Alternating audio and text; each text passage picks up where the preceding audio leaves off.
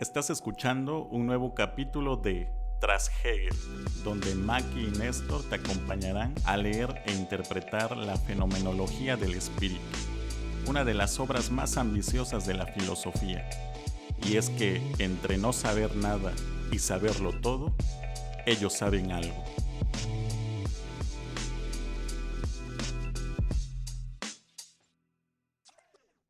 Hola, bienvenidos a un nuevo capítulo de Tras Hegel, el primer podcast de filosofía en español donde leemos la fenomenología del espíritu de principio a fin.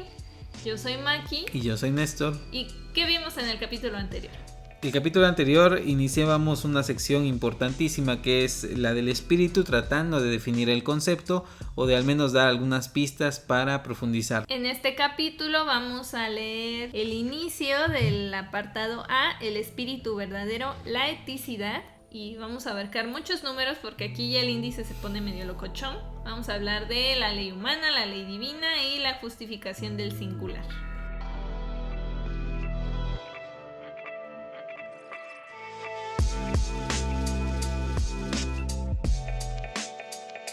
A. El espíritu verdadero, la eticidad. La sustancia de nuevo ya está como lo inmediato, lo que se supone que ya es, pero hay un desdoblamiento y la conciencia como que se empieza a preguntar por la validez de aquello que ya inmediatamente está dado. Esto es aquellas costumbres, aquellas leyes, entre comillas, que asume un pueblo, pero que precisamente hay algo como que rompe con esa inmediatez, se vuelve inmediato y entonces empezamos a cuestionarlo.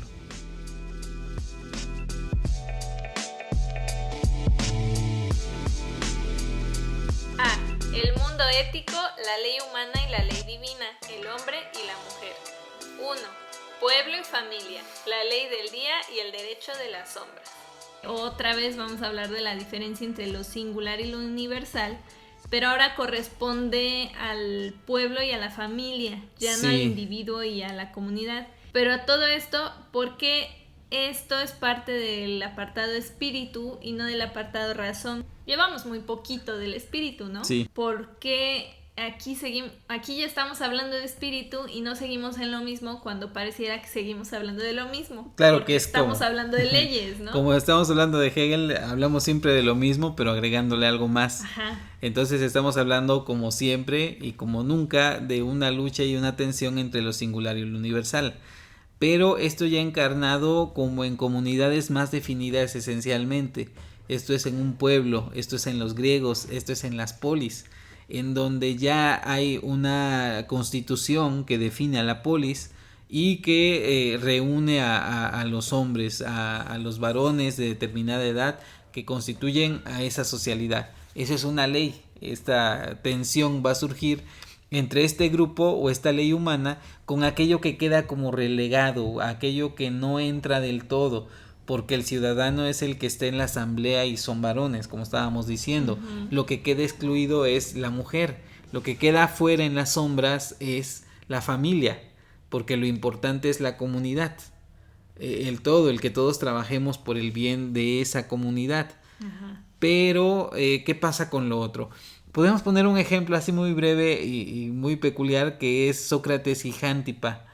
Sócrates siempre estaba hablando con jóvenes o con quien se encontraba y le preguntaba por qué, porque él consideraba que era una labor importante para la sociedad. Y tradicionalmente se ha catalogado a Jántipa como una mujer enojona, irascible, que nada más se lo pasaba insultando a Sócrates. Pero si tenemos un poquito más de empatía con Jántipa, resulta que lo que ella le interesaba era que Sócrates estuviera en su casa, o sea, hiciera un papel como de padre y que no pusiera en riesgo su vida como de hecho pasó, porque por andar inmiscuyéndose en temas que para Jántipa no le importaban, termina condenado a muerte. Lo importante para Jántipa es la familia, lo importante es la educación de sus hijos. Y cosa curiosa, Sócrates se decanta por la comunidad más que por la familia. Es esa tensión aquí entre lo público y lo privado, ¿no? Pero lo privado, lo que queda separado no es menos poderoso, pudiéramos decirlo así.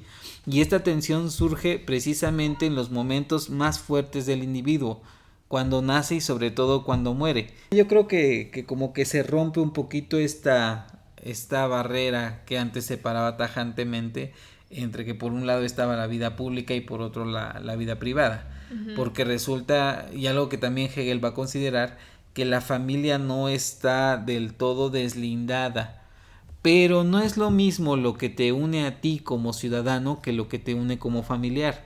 Ajá. Porque lo que te priva en lo social es un contrato. Si quieren ustedes, asumimos una teoría contractualista, hay un contrato social, hay un vínculo de ciudadanos, pero la familia no es, lo primordial no es el contrato. Puede haber contratos, pero el vínculo familiar va más allá de un contrato. No sé si me doy a entender. No lo rescindimos, no le ponemos cláusulas. Y si se las ponemos es porque ya se está como considerando más como algo que no es propiamente la familia.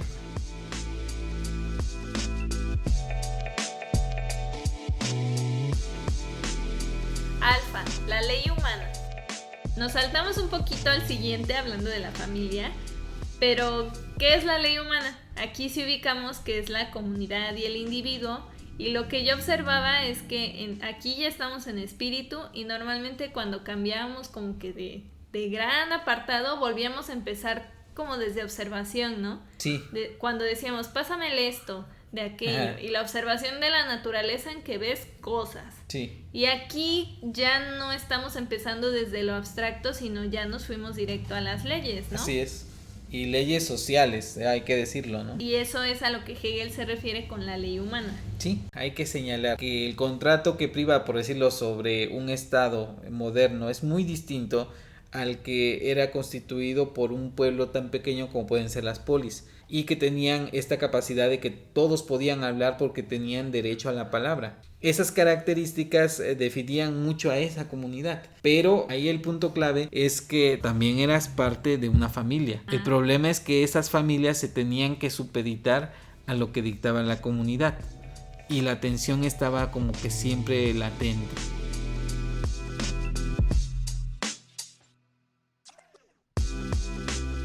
Beta, la ley divina.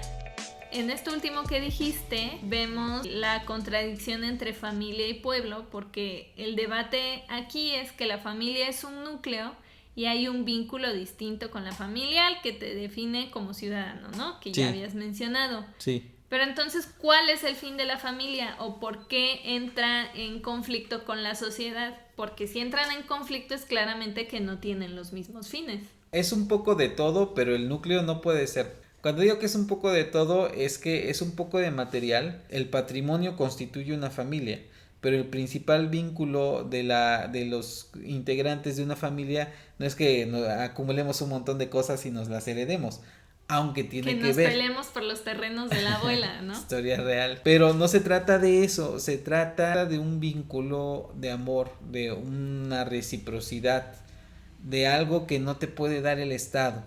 Y esto también es vital. La comunidad no te puede brindar lo que te brinda la familia porque los lazos son distintos. Con la comunidad tú puedes crear leyes, tenemos costumbres compartidas, pero la familia siempre es algo más allá, algo que no se acaba en el contrato, porque es una alianza, porque es un reconocimiento mutuo y porque nos une lo consanguíneo, quizá. En la actualidad diríamos incluso que a veces ni siquiera lo consanguíneo, pero que no por ello no es menos familia, pudiéramos decirlo así. Un vínculo patrimonial, sí, pero también la figura de lo sentimental. Amor, Néstor, dilo. Nos une el amor con nuestra familia. Es un poquito cursi, pero sí. Sin embargo, sucede lo siguiente. Tú creces para ser un miembro, ¿cómo le dicen? Activo de la sociedad. Pero llega el punto en donde ya no puedes hacer esas funciones. ¿Y a quién se le quedan esas personas? Y sobre todo en el último momento, en el momento de la muerte. El muerto ya no le pertenece a la sociedad.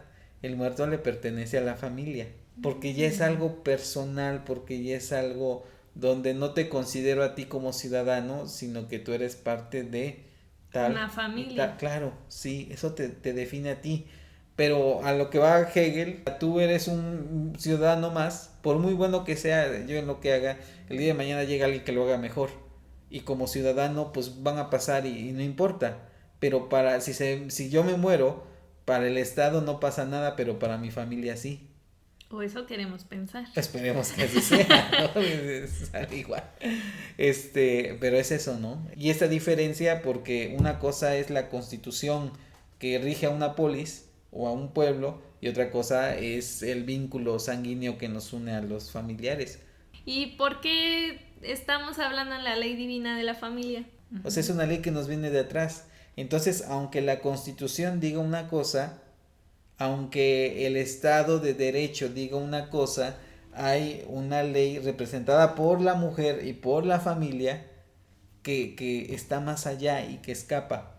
Pero para Hegel esto es curioso porque no es que escape del todo, sino que lo integra en la totalidad. Es un desdoblamiento de lo mismo, que es lo que está diciendo ahorita, que entran como en contradicción. Pero pone como figura Antígona mujer representando la ley de la familia y de lo singular contra la ley de Creonte, que es la ley humana y que se escinde y se separa del otro. Ya, entonces es mediante la familia que podemos evidenciar la acción de la ley divina, ¿no? Sí.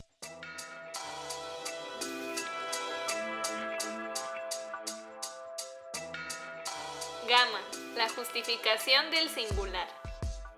En el muerto vemos realizada como la máxima expresión de lo consanguíneo, de la ley divina, porque no te es indiferente el cuerpo de la persona, porque eso te dice algo. Es como habíamos visto hace cuando tú te mueras, tu alma o lo que es ser Néstor ya no va a estar. Sí. Pero de todos modos tu cuerpo era parte de lo que es ser Néstor, entonces no es como que tu esposa va a decir, ay, pues ya tírenlo a la basura, ¿no? Total, Néstor ya no está ahí. Esperemos que no.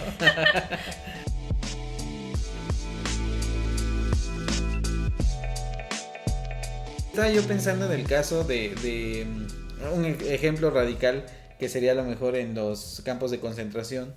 Lo que hacían los judíos en los campos de concentración, aunque sea de manera muy tergiversada, era trabajar y contribuir o tratar de hacer, fabricar, obrar. Y esto los, entre comillas y de manera bastante negativa y digo yo, pues inmoral, los integraba a la comunidad. En el momento en el que ellos ya no servían para el trabajo, eran prescindibles. Esto a lo mejor de manera muy radical, pero en la sociedad pasa bajita la mano algo similar. Tú trabajas y trabajas y trabajas, en el momento en que ya no eres productivo, como que quedas relegado. Pero en el caso todavía más radical, con el tema de la muerte, que Hegel está retomando mucho en este aspecto, lo que repugna a lo mejor es ver las pilas de cadáveres y de huesos apilados, porque ya no eres tú, ya te despojan de tu propio ser, ya solamente eres un número más.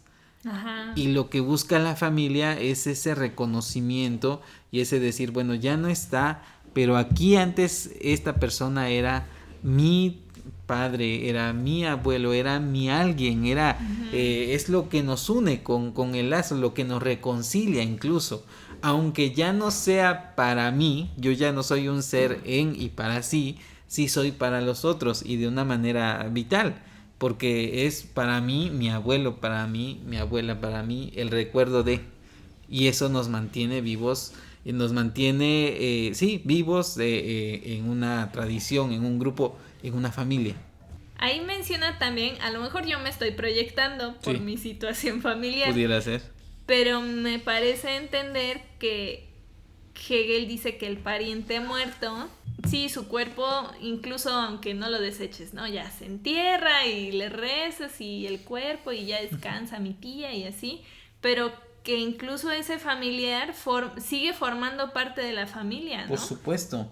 Por eso es como quitarlo de lo universal y traerlo hacia lo singular, hacia nosotros, hacia lo que, aunque en la historia del pueblo puede ser prescindible, para nosotros es alguien vital, es alguien importante. Lo rescatamos y le damos un nombre y regresa hacia nosotros, pudiéramos decirlo así. Como cuando te contaba así de toda mi familia muerta que yo nunca conocí. Claro. Y tú te quedabas así con, pero ¿por qué sabes tanto? Claro, ¿no? Exactamente, porque hay un recuerdo que mantiene vivas a esas personas. Es un poquito también la pelea entre el pueblo y la familia, porque el pueblo es lo universal, tú sirves a ese pueblo, pero a final de cuentas el núcleo está en otro lado. Queremos llegar con una tensión que existe dentro del pueblo, dentro del el espíritu, pero que este espíritu nuevamente se encarna en un pueblo, pero en este pueblo también hay una tensión al interior del mismo, cuando una ley, la ley de las sombras, la ley divina,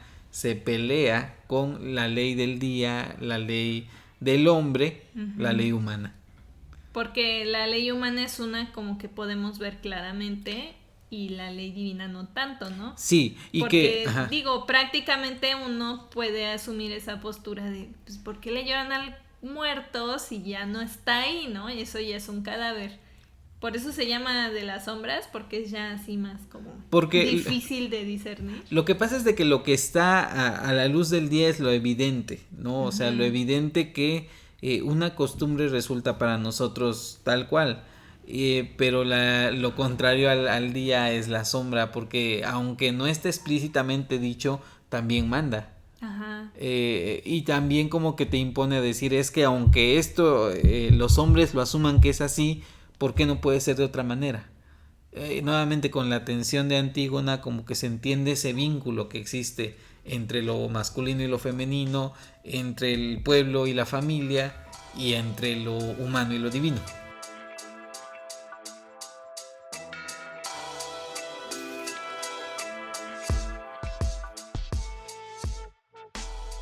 Pues vamos a dejarle hasta ahí por este capítulo. ¿Qué nos tiene que quedar claro? Nos tiene que quedar claro la diferencia entre la ley humana y la ley divina y la tensión que surge entre ambas. Recuerden que pueden encontrarnos en nuestra web, que es trashegel.com. También estamos en YouTube, iTunes, Spotify, Stitcher, Facebook, donde sea que escuchen podcast. Ahí estamos, encuéntrennos, coméntenos y compártannos para poder llegar a más personas. Yo soy Maki. Y yo soy Néstor. Hasta entonces. Nos vemos.